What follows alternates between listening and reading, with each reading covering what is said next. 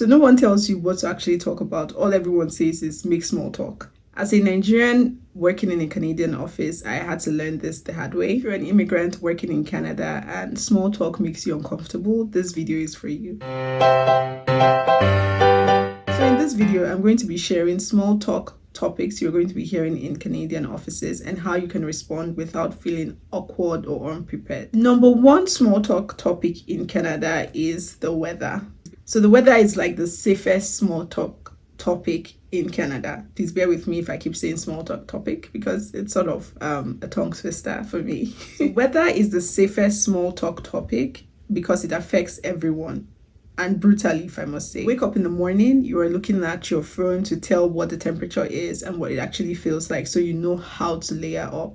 You drive on the road, especially in the winter, there's black ice, your car can skid at any time. You have to change your car tires to winter tires. In the summer, when the weather is beautiful, everyone wants to go out, everyone has summer plans. The kind of clothes you buy is honestly heavily dictated by the weather. So the weather affects every aspect of our lives here in Canada. So common comments you will hear will be things like, it's cold today. I wasn't expecting snow in April. It looks like it's finally warming up. Honestly, I feel like that's my favorite one. Anytime someone says that, I just feel good inside. You don't have to be funny or deep. You just have to say things like, I agree. So things like, I'm ready for the summer to come around. Oh yes, it was freezing today. Those are good enough contributions to that small talk. And as an immigrant, never think that weather is meaningless. It affects us every day. This is coming from my own personal experience as someone who landed in spring and underestimated how brutal the weather can be. It's a very important part of small talk, and it's honestly a very important part of conversation. You just have to share your honest experience, and just agreeing is enough. Number two small talk topic is weekend and time off. As an adult, we're spending the majority of our time working, and when we get free time, it's very important and very useful. What you do with your free time gives other people an insight into your life. So it's actually a very big part of conversations. People will ask you questions like, what did you do over the weekend? How was your weekend? Did you do anything nice? You're not always expected to impress anyone. You can give safe answers like, I rested over the weekend. It was pretty quiet. I just relaxed. Or for long holidays like the Christmas, you can say stuff like, it wasn't long enough. And it's always important to return the question to show that you're also interested in the other person. So things like, how about you, is a good ending to your comment. And that's how you complete small talk. You don't have to overthink, but put some thought into it going into the workspace on a Monday. Number three is food. Canada is a very diverse country, and food is something that comes up in most conversations. For example, as a Nigerian, I eat mostly Nigerian food, and I've met people who eat mostly Asian cuisine. You know, food is diverse whenever you're talking to different kinds of people. So you're going to hear things like, what did you bring for lunch? Ooh, that smells good. Or have you tried that new place? You can respond with things like, oh, it's a homemade dish, or I cook something simple. And if you like, you can spiral into telling people about the history of the meal you're eating. And yes, some people will sometimes ask you what you're eating. It's not judgment, it's mostly just curiosity, especially if you're eating food that's not common here in Canada. From my own personal experience, I would say you should pay attention to the things you're eating, the recipe, the ingredients. I will say that Canadians are very detail-oriented and they ask a lot of questions that you otherwise wouldn't hear in Nigeria, like what specific ingredients went into making the food, or what the aroma was like, or what you enjoyed particularly about a particular restaurant. So paying attention to those sort of details will honestly help you contribute to that topic better.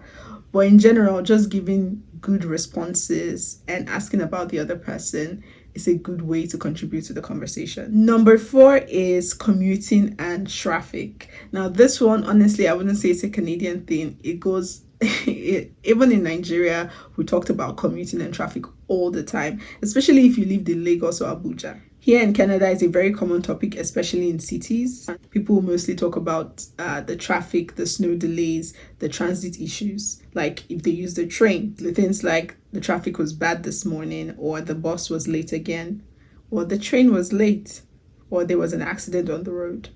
In this situation, simple responses work here, like same here, or yeah, the roads were rough today. So commuting and traffic is something that affects us all, has mostly affected us from our home country. So I feel like this one is an easy one to contribute to, as you've been contributing to them since you were a child.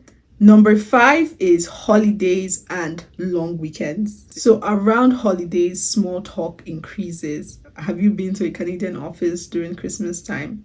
It's a lively time to be there. People are telling you what they want to do, what they plan to do, what they did last year, what they will do this year. You will hear stuff like, any plans for the long weekend? Are you doing anything for the holiday? What are your Christmas plans? You don't have to have any big plans, but just give a little bit of details. Something as simple as nothing big, just resting in and going into some of the details of what you'll be doing is a good contribution to the conversation. Honestly, rest is an acceptable plan here in Canada. And then, as usual, end it with how about you? And when they give you details, please do well to ask some more clarifying questions, especially if they're very interesting details, like someone who's taking a trip. And number 6 is TV shows, movies, sports, very light small talk. Now, for entertainment, this is usually surface level. It doesn't affect everyone because everyone has different things that they find entertaining. Depending on the city you live in, sports can be a big thing. Here in Edmonton, hockey is very important.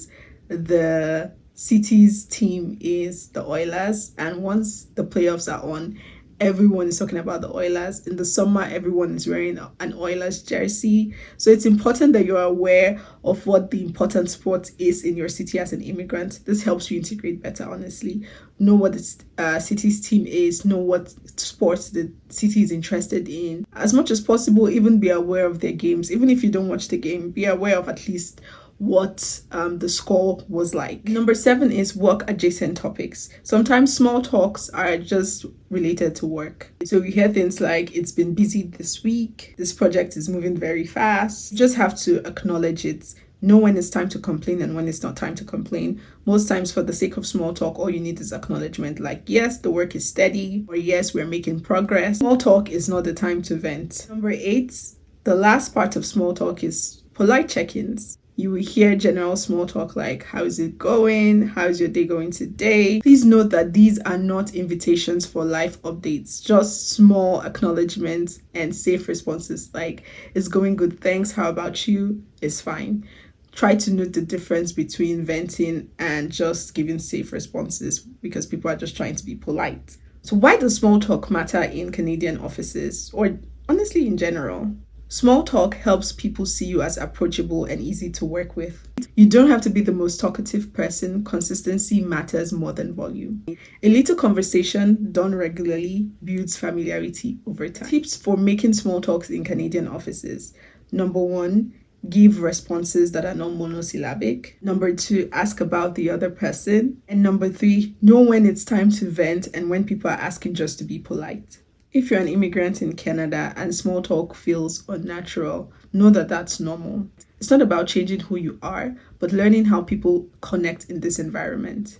The good news is that when you recognize the patterns, small talk becomes recognizable and manageable. So please, in the comment section, let me know what small talk you found the hardest when you came. And for me personally, I don't know, I'm a very introverted person. So small talk in general was something that took me some time getting used to. I didn't realize that I wasn't participating in the culture earlier on. But, you know, now that I know, I've put in more effort in bettering my small talk game. Well, thank you for watching my video. Please like, subscribe, share, comment, and engage. I have another video on navigating the Canadian office workspace. Please watch that. See you on my next video. Bye.